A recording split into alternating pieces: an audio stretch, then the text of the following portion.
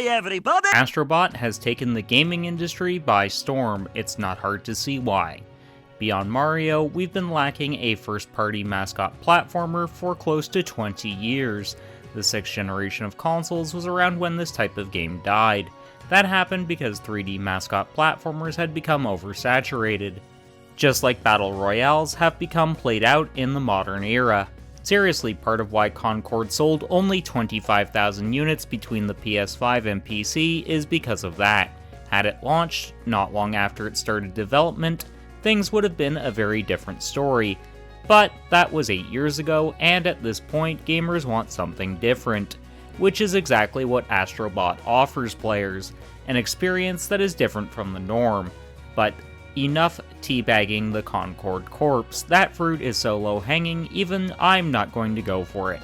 Which is saying something, as I'm the nearest to the knuckle heel on this goddamn platform. Hit the subscribe button and ring the notification bell if you like humor and poor taste or enjoy Astrobot. But with that out of the way, let's get this review going. I feel like I can't get into this review properly without first bringing up Astrobot's past. Thankfully, there are no skeletons in this bot's closet. Astro got his start thanks to being included as part of a tech demo to show off what the PS4 was capable of. But at that point, he wasn't the icon we all know him as, since, well, the robots from the first PS4 tech demo had no names, and Astro's design wasn't as bold as it is now. The plucky little robot would see his next appearance as part of a second tech demo, this time centered around the first generation of PlayStation VR. People generally loved that tech demo, and this was where Astrobot started to take on the blue and white appearance we're familiar with today. Astro's life as a tech demo superstar continued with 2020's release of Astro's Playroom, which is included for free with every single PS5. So you have literally no reason to not play that pack-in game unless you hate fun. So Astrobot is the little guy's first real big outing. But how is it? It's rare to find a 3D collectathon platformer in this day and age, doubly so if you're looking for a competently made one. For the most part, this style of game has been relegated to that of indie passion projects of varying degrees of quality. Now, I am in no way bashing anyone who makes a video game. I did it a few times as a teenager at various summer camps, and while I had fun doing them, they were an absolute pain in the arse to do, and these were just simple clones of things like Space Invaders and Pong, so not even as complex as even the most basic of 2D platformers. Much less my trying to make a 3D one, which is even harder thanks to the added dimension. But it's damn telling when you look at this style of game in the 90s and 2000s, and compare it with the 2020s. Sure, you have some good stuff, but a lot of what's being called good now would have merely registered as mediocre to bad back in the day. So those platformers, if they were made then, would largely get ignored, as there was just better quality stuff out there. Astrobot, on the other hand, is what you get when the team has passion and when they also have the skills to make the definition of platforming perfection. Now, I do have some gripes with the game, but those are more or less minor complaints than outright issues I have with it. So what makes this game the perfect 3D platformer? Part of it comes down to the controls. With a few exceptions, I never really found myself fighting them, because they are super responsive and intuitive, making this game a perfect pickup for the kid in your life just getting into video games. For a lot of younger Generation Z members and some of the older Generation Alpha members, this very well might be their first platformer, which Team Asobi did mention a little bit in recent interviews. If I was going to suggest some modern platformers for parents to buy their kids for this year's holiday season, Astrobot would be at or near the top, along with the classics like Crash and Spyro. In fact, I might advise them to get this game over the Insane or Reignited trilogies, despite those being much better value for money. Astrobot is just that damn good. The Insane trilogy I would recommend for older kids, with Spyro being the middle ground, whereas Astro will appeal to younger gamers and old hats alike, which is great to see, especially when you consider the average gamer is now in their mid-30s, and Sony is especially saturated with that age demographic. In fact, PlayStation is in a somewhat similar situation now to the one it was in around 1995 through 98. The majority of the player base was skewing older, it lacked IPs that appealed to a younger audience, and it had no audience that could grow into the brand. With Astrobot, they actually have a vehicle to onboard the younger generation and have them grow into PlayStation, just like us millennials did. So if Astrobot hooks the younger demographics, then PlayStation is in a good place. But tight controls are part of why this game is so good. There's also the fact that collectibles scratch the loot gremlin itch super well. In fact, a lot of the collectibles are pretty well hidden. By the time I rolled credits for Astrobot, I had just over 200 of the 300 bots you're meant to rescue. But what else is good to great about this game?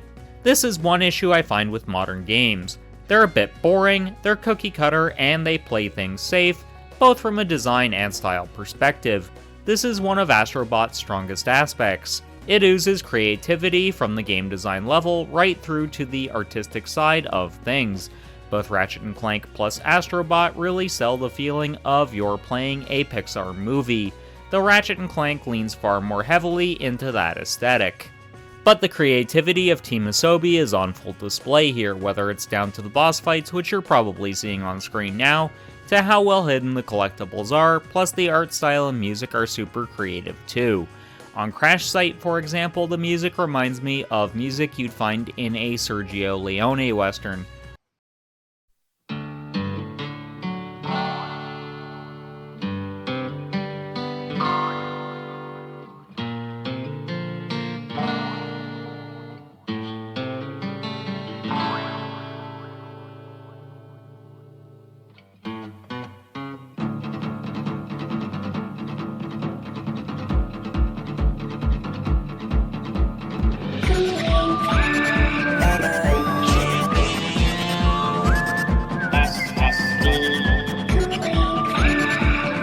Which I'm super happy about, as I love the scoring of his movies, so to see it homaged in a platformer was quite nice.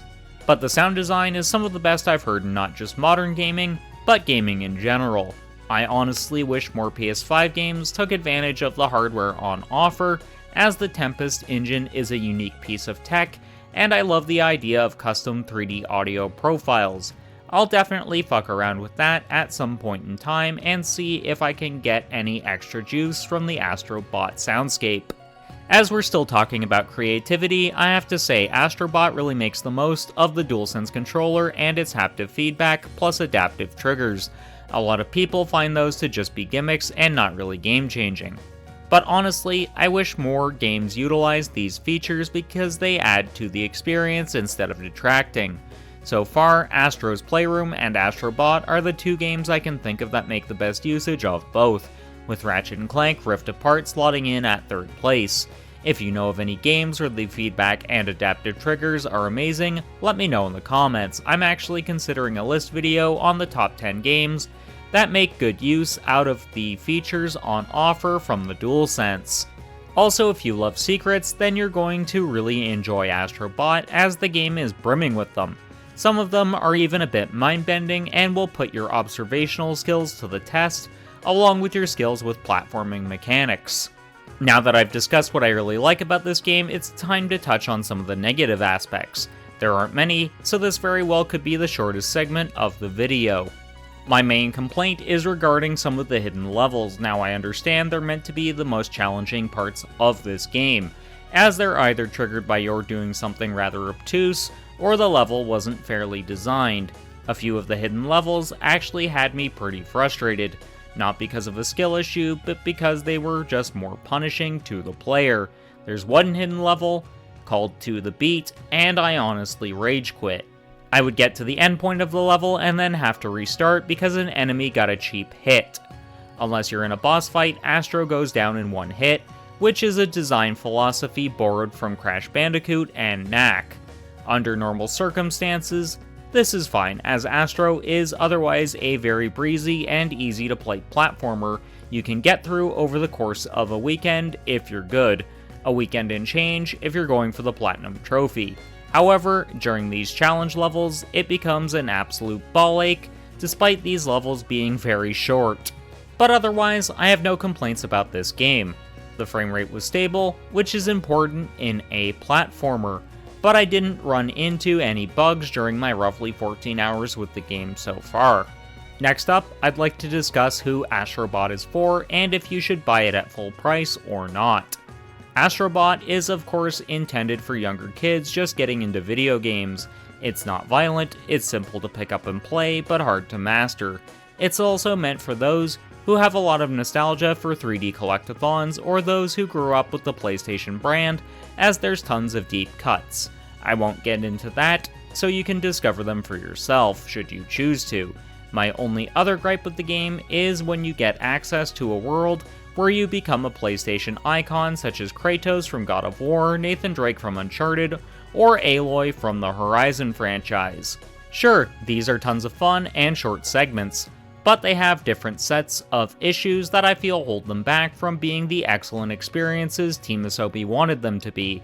The God of War segment, for example, highlighted to me why I just don't get on with the newer God of War games. I don't like the combat, which is what God of War emulates very faithfully. With the Uncharted and Horizon nods, I found the game to be a bit frustrating. In the Uncharted segment, for example, I couldn't aim and fire the toy gun at the same time, like I would be able to in the Uncharted titles. Which was a bit annoying, but I could live with it. I just would have loved to see Team Asobi mimicking the third-person cover shooter mechanics a little bit more, and a bit better done. As it stands, you're basically running and gunning, which is fine, but not ideal.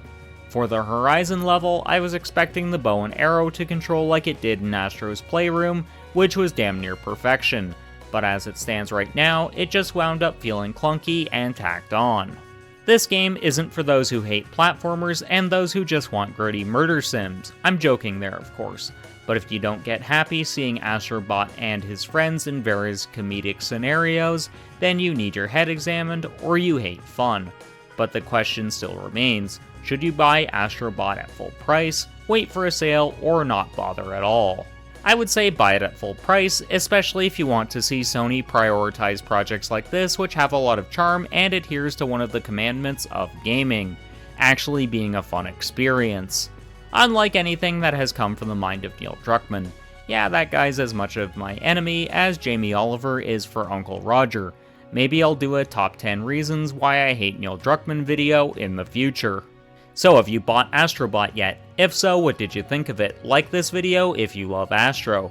Thanks go out to my current channel members, R. Campbell and Danny Boy. If you'd like to support the channel further, you can do so by hitting the join button or the link in the description. By doing so, you'll gain early access to some videos, exclusive content that wouldn't be favored by the YouTube algorithm, and shoutouts at the end of every video. Want some more of my platforming content? Then check out my reviews of either Biomorph, which is a Metroidvania, or Give Paperman Adventure Delivered a try. That game is so bad, it makes Bubsy 3D look like an award-winning game. Until next time, keep blazing that trail.